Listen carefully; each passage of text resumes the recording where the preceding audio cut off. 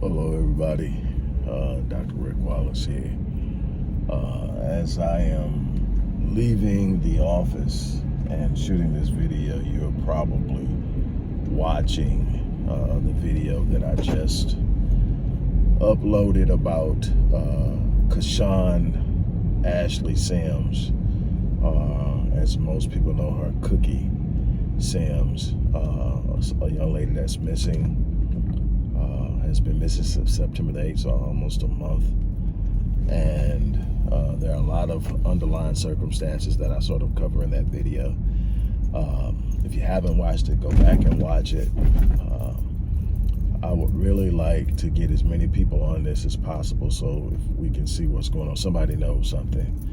And it's becoming an epidemic, the rate at which we're losing young black sisters to violence and mysterious situations, bodies coming up missing weeks, months later. So definitely go back and check that video out, share it with as many people as you can, get the word out. You know, it's our community. We can't trust the officials to care as much as we should. We have to get out and actually do some of the footwork ourselves, show the interest ourselves, invest the effort ourselves. So that's that. On another note, look, as I'll be saying moving forward consistently, we need your help. What we do comes at a price, and we've done it consistently for years with very little support, actually, and I mean very little. And we will continue to do it, but we definitely are going to ask you to contribute. And for those of you who have, or those of you who will, thank you. Finally, if you haven't sponsored a space in my 25th book, which is Chasing the Ghost, The Quest for Black Wealth, you can still do so. Basically what you're doing is you're paying to have space in the book to where you can pay tribute to someone. The one thing I did that I actually am proud of is that I did not put a limit on it. There's no limit, minimal amount. So what that means is for as little as whatever you decide to sponsor with, 10 cents, 50 cents, a dollar, doesn't matter. You still get the same opportunity to put your name in the book and then pay tribute to someone or something that you hold in high esteem. All right, moving on with that. This shouldn't take long, but I had to address it because it's really starting to be a thorn in my side and a pain in my ass. You got that one. And that is the way that the LGBTQ community bullies people. You know, it's one thing, and I'm a person like this, I can have my opinion about what I feel about something, but I feel you have your right as a human being, as long as it doesn't impede upon the rights and safety and comfort of other people to do what you want to do. It doesn't mean that I approve of it, doesn't mean I have to even like it. All it means is that you have that right, and I will respect that right. We can even be friends. But what I have a problem with is when you insist upon forcing the issue in a way that insists that I not only accept it, but be a partaker and a participator in so many other things that I've seen as narratives pushed around here. And so what I'm talking about is, I haven't seen it. I actually plan on watching it today because I think the guy's a genius in the way he's able to deliver some real heavy content in a comedic way that gets people to laugh, but delivers a very powerful message. I think for the most part that he has held his ground on a lot of different issues where many people have folded. I'm talking about Dave Chappelle and his new Netflix special. From what I understand, he covered some issues. One of the issues was he was very clear on how he felt about how the baby got canceled. You can also add Boosie Badass. I think that's his name this year. You can add him in there as well because he spoke up on issues and he was canceled. And you know, you got to be very clear in how you define things. See, there is opinion about lifestyle, then there's hate speech. Two totally different things. Hate speech is something that incites the type of rage and behavior that puts other people in harm's way. Saying somebody should be drugged, so somebody should be beat to death. Kind of like what a member of the LGBT community did to Darren Seals when she said that he should be beat and drugged down the street, and she can't wait to, basically he gets killed, and shortly thereafter his body is found riddled with bullets and burning in his car. That's hate speech. I can understand wanting to be protected from hate and violence. I'm a black man. Nobody's been targeted more than the black man in this country because the black man is feared. Right behind the black man is the black woman. And so, I'm not that far removed from a time that someone who looks like me could be lynched for just looking at a white man or glancing at a white woman. I am not that far removed. Well, hell, shit, white women still weaponizing their whiteness. Right now today, black men getting locked up, going to prison, hemmed up by police for barbecuing and everything else after a white woman weaponizes her whiteness. That's hate.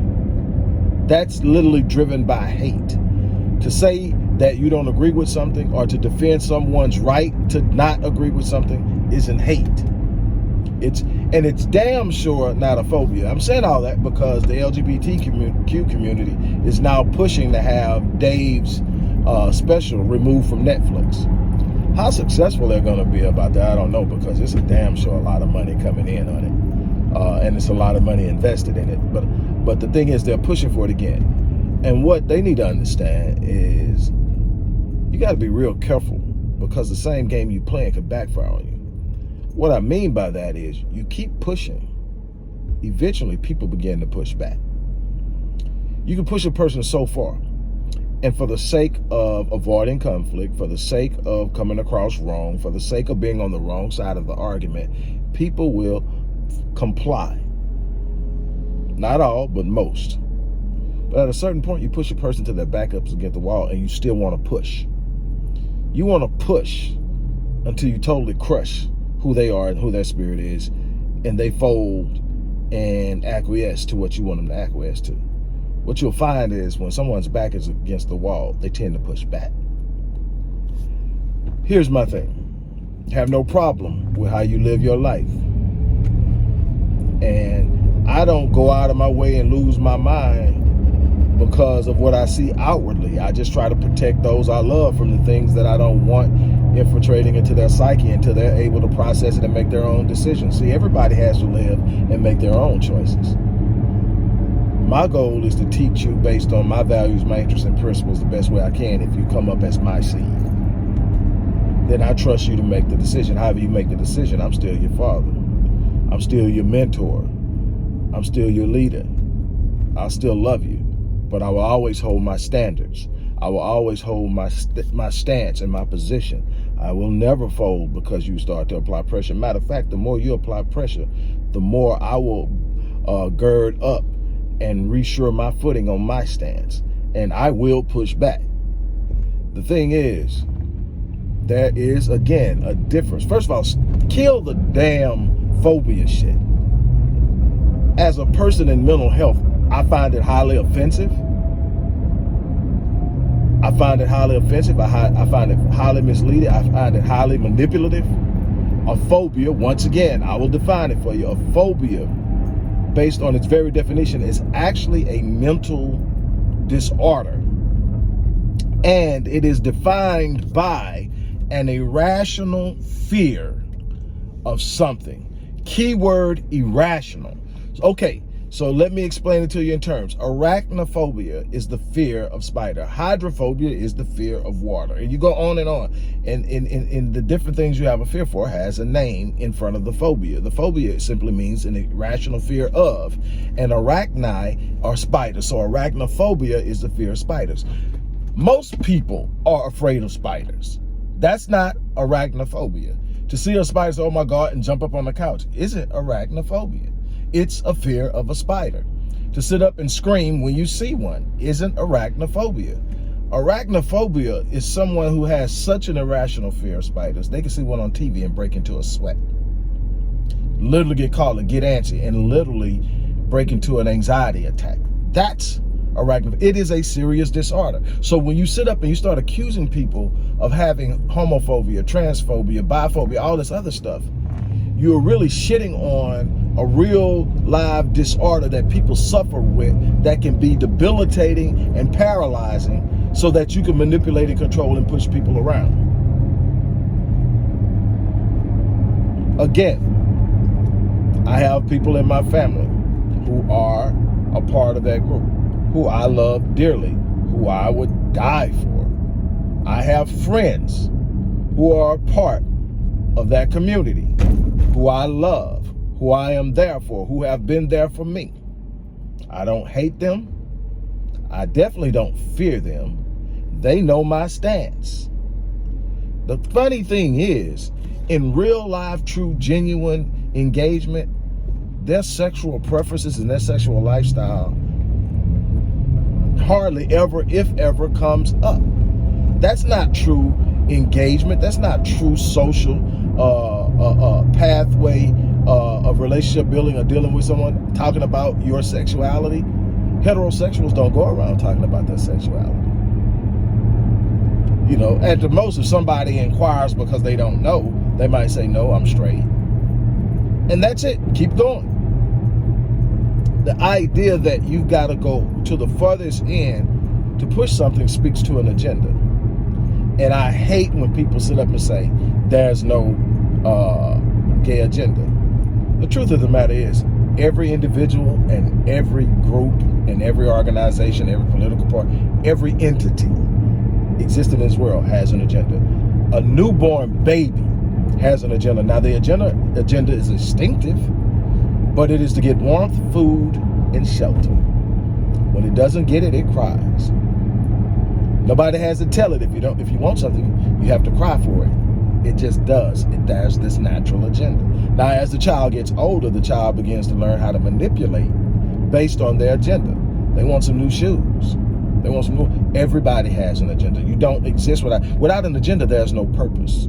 Your agenda is to whatever it is to get whatever it is you need to get wherever it is you want to do. Everybody has an agenda. An agenda, it doesn't have a negative connotation. An agenda in and of itself is a neutral reality. An agenda is simply, hey, this is what I'm trying to accomplish. But everybody has an agenda. So the idea that the gay community doesn't have an agenda, yes, they do. Their agenda has been to create a safe environment for themselves for decades. The agenda has been to create a situation where they are respected and they no longer have to keep their sexual preferences secret. For decades, they have an agenda. I think that they become power sick. And I shouldn't say they, I should say a certain part of the group has become power sick. And they've gotten to the point now to where anybody that is considered a dissenter is also considered a phobic. And that's simply not the way things work. I have a right to have a stance on something. Doesn't mean I don't like you. Definitely doesn't mean I hate you. Just simply means I don't agree with you. We have to hold the position and the right to disagree.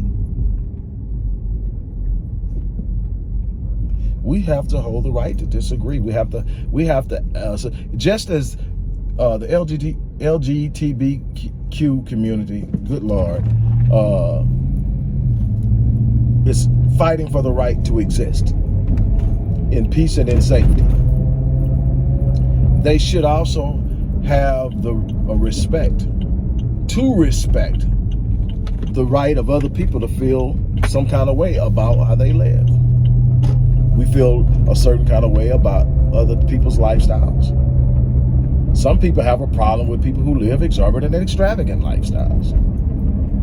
I'm pretty sure the people who live those lifestyles don't care or don't have a problem with it, but you have to understand that other people feel like it's a shame that you live that extravagant lifestyle, that exorbitant lifestyle, while people are starving.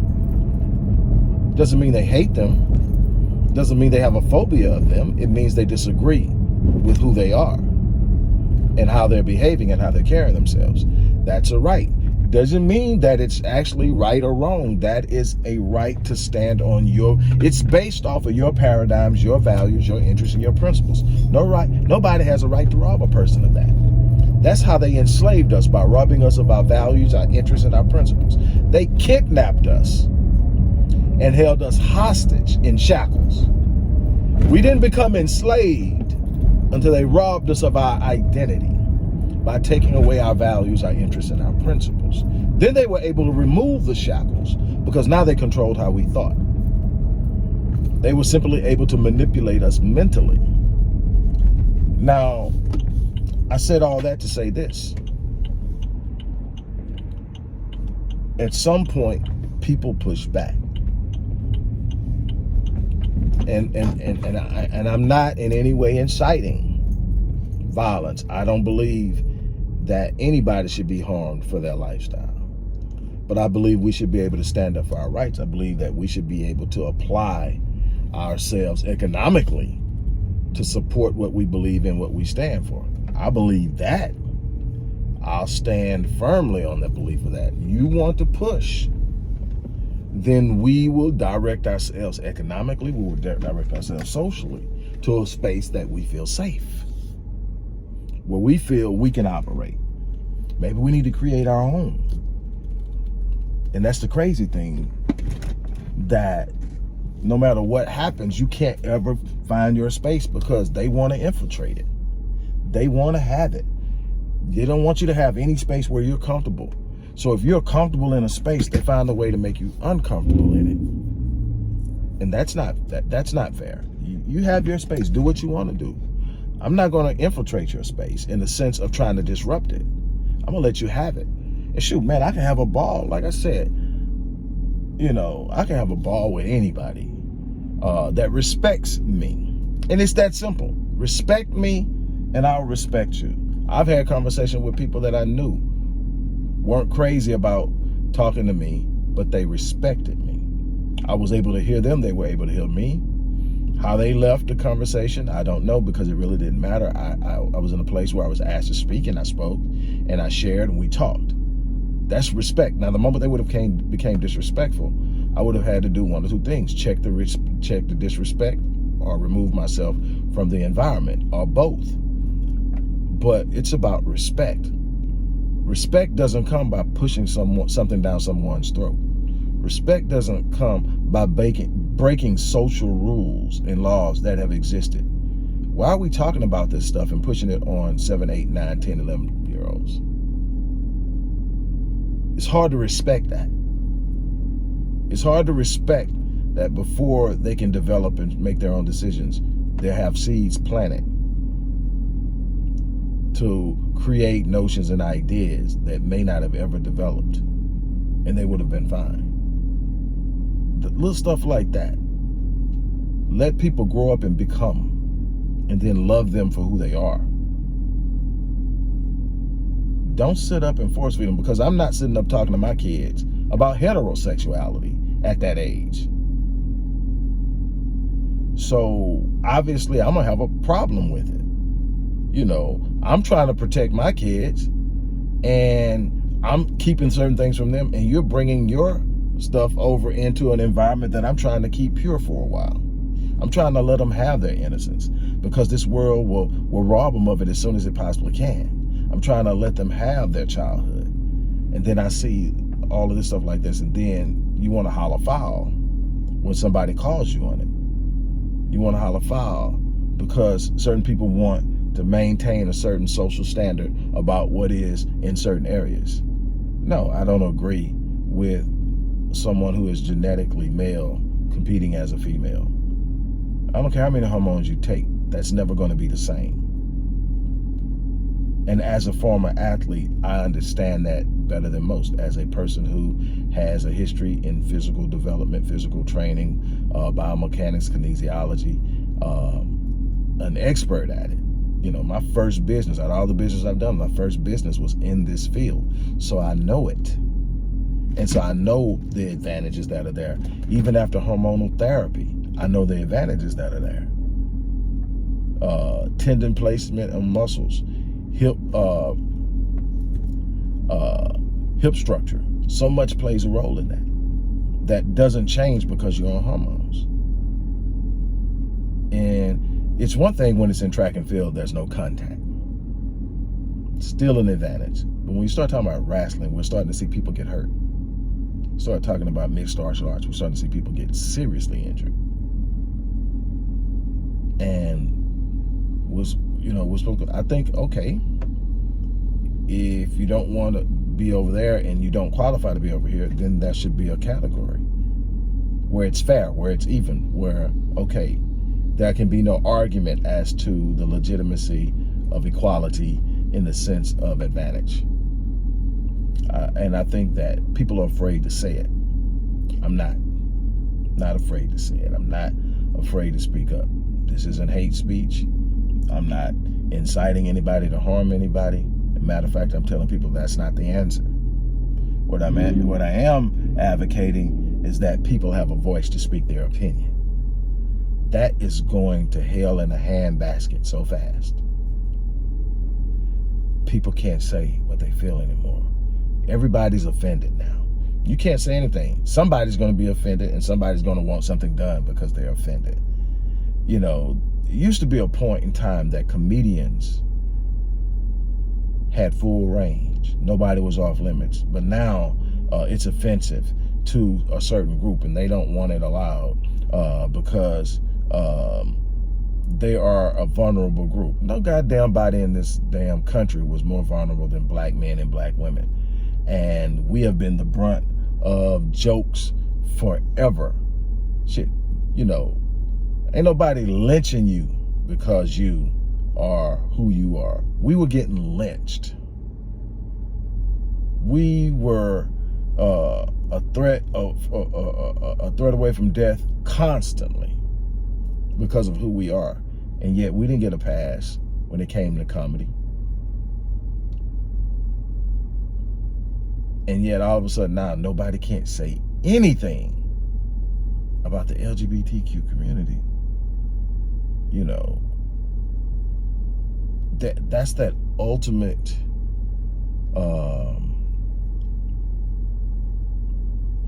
exemption from social whatever that makes you dangerous.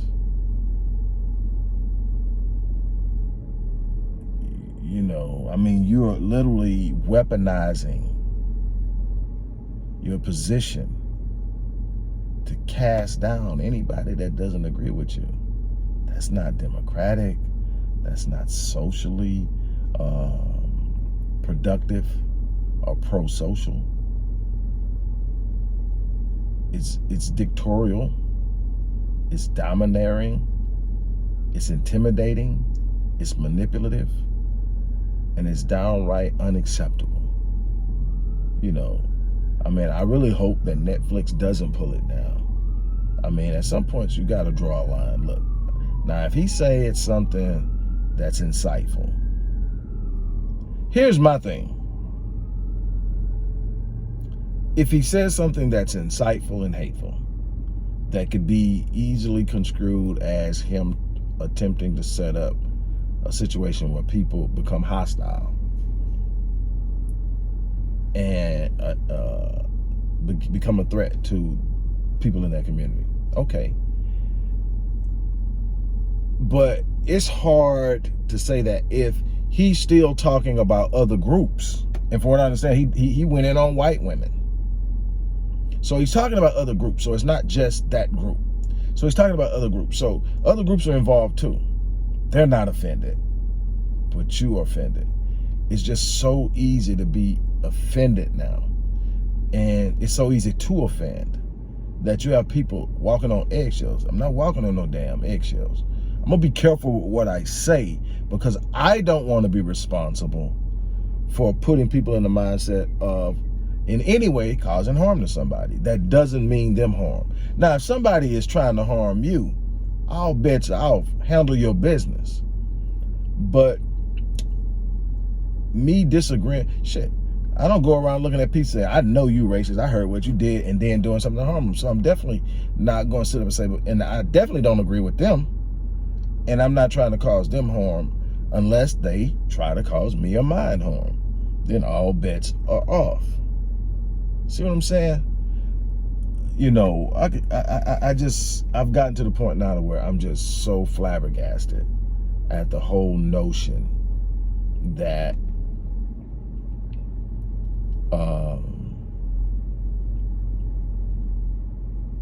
we don't have a right to an opinion. We're being censored on every freaking platform about what we can say, about who we can say it about what we can share.